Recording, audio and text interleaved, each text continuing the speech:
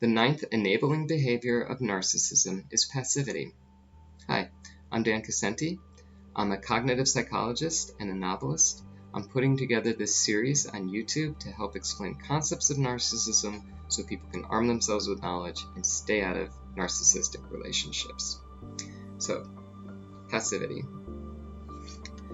You probably know what this means colloquially. It's just a general attitude of not acting, just staying in place, letting your life sort of pass you by without much intervention.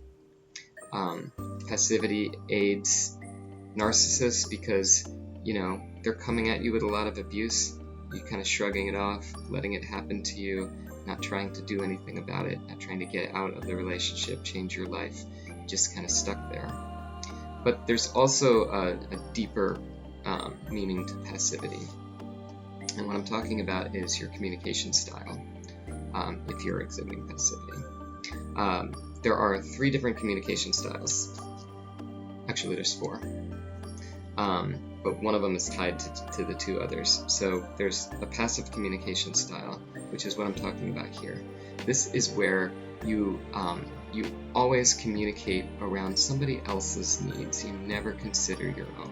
You let people walk over you.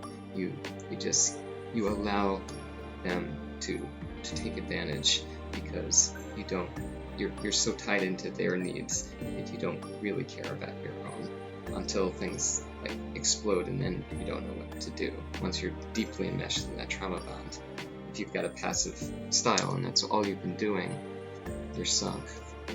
There's also the aggressive style. That's what the narcissists always exhibit. Narcissism comes with,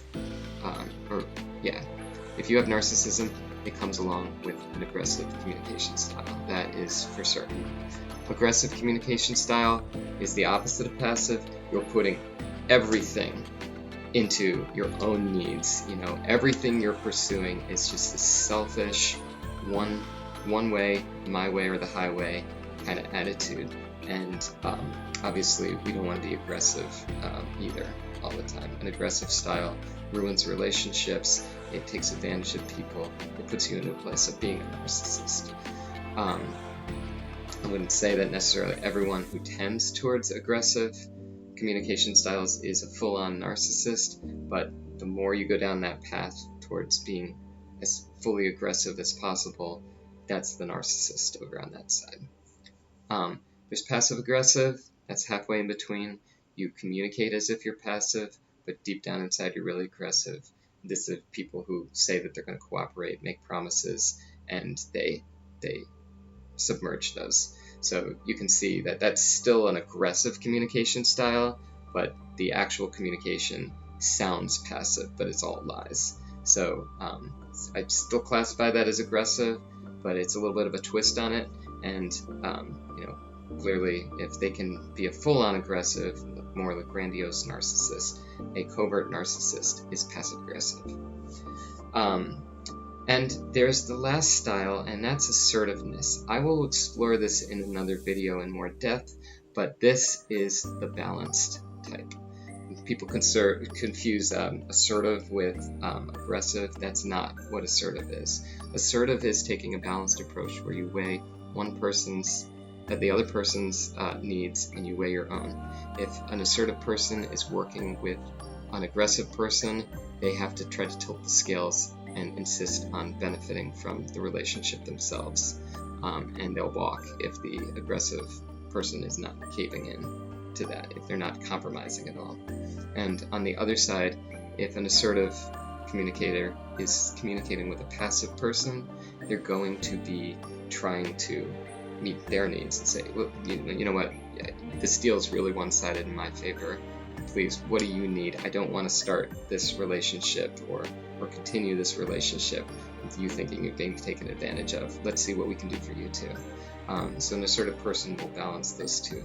And that's what you want to be with a narcissist. Don't do their act and be aggressive. That's not going to help.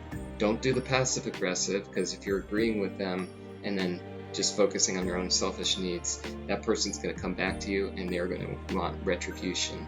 They might get violent. It's very dangerous to be passive aggressive with a narcissist. But this video is about passivity. Try not to be passive with the narcissist. They see that in you. They think they're going to just let things go.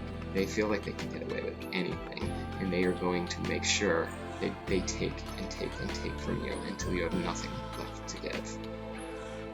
And like I keep saying in other videos, please don't shame yourself about this. You were put in a trauma bond by the narcissist. It's their fault that you're there. If you've been passive with a narcissist, please don't shame yourself about it. You were trying to do right. You were putting their needs above yourself. That's a nice thing to do. It's just not a helpful thing to do.